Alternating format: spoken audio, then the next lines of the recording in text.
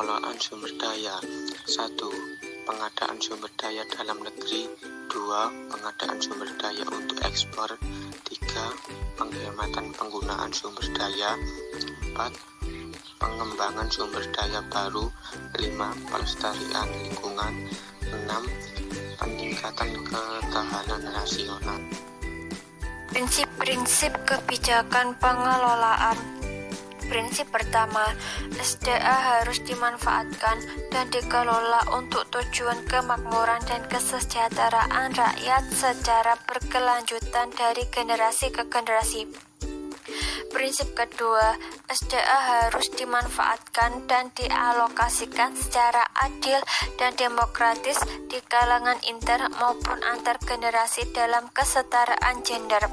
Prinsip ketiga, pemanfaatan dan pengelolaan SDA harus mampu menciptakan kohesivitas masyarakat di berbagai lapisan dan kelompok, serta mampu melindungi dan mempertahankan eksistensi budaya lokal, termasuk sistem hukum yang hidup dan berkembang dalam masyarakat adat atau lokal. Sungai merupakan salah satu sumber daya alam yang begitu kompleks dan terdiri dari berbagai komponen yang menyusunnya.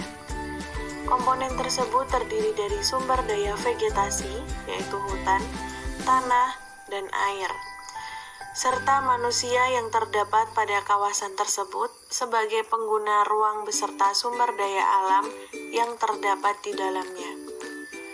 Seiring dengan bertambahnya jumlah penduduk dan terjadinya pertumbuhan ekonomi, maka tuntutan layanan prasarana sumber daya air khususnya untuk non-irigasi menjadi semakin meningkat, terutama untuk pemenuhan air baku permukiman, perkotaan dan industri maupun untuk perikanan tambak.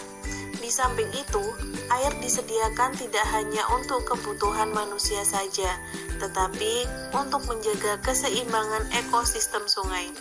Tekanan peningkatan penduduk dan pertumbuhan ekonomi juga telah mengakibatkan kemerosotan daya dukung lingkungan.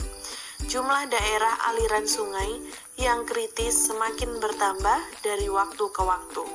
Bencana banjir, tanah longsor, dan kekeringan silih berganti. Pencemaran air dan sumber air telah mencapai tingkat yang membahayakan kesehatan manusia maupun makhluk hidup lainnya. Hutan H di Wonosalam, Kabupaten Jombang. Dalam pemanfaatan hutan H di Wonosalam, Kabupaten Jombang, banyak terjadi illegal logging. Hal ini dibuktikan dengan semakin banyaknya kegiatan penebangan tanpa disertai dengan surat perizinan untuk melakukan penebangan.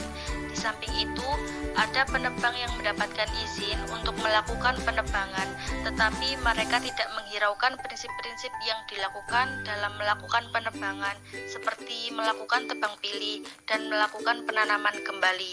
Dari adanya kegiatan tersebut, banyak muncul permasalahan yang terjadi di Wonosalam, seperti sering terjadinya banjir dan tanah longsor, serta banyak mengakibatkan kerusakan pada hutan. Untuk mengatasi permasalahan tersebut, pemerintah Kabupaten Jombang membuat suatu kebijakan yang didasarkan pada Peraturan Daerah Kabupaten Jombang Nomor 16 Tahun 2008 tentang tata kelola pemanfaatan dan peredaran kayu yang berasal dari hutan hak dan tanah milik di Kabupaten Jombang. Tujuan dibuatnya suatu kebijakan itu adalah untuk mengendalikan kegiatan atau aktivitas manusia dalam pengelolaan hutan hak agar tidak terjadi pengerusakan hutan.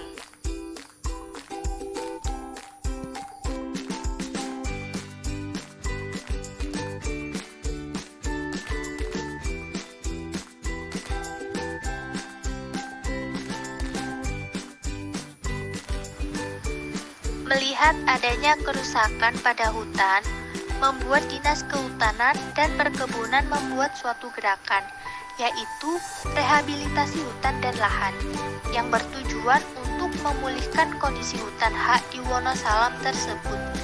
Guna mencegah pengerusakan hutan hak, maka pemerintah Kabupaten Jombang dituntut untuk membuat suatu kebijakan kebijakan. Tujuan dari dibuatnya kebijakan itu adalah untuk mengendalikan aktivitas manusia dalam pengelolaannya dan terjaganya kelestarian hutan H. Dalam membuat kebijakan ini, pemerintah Kabupaten Jombang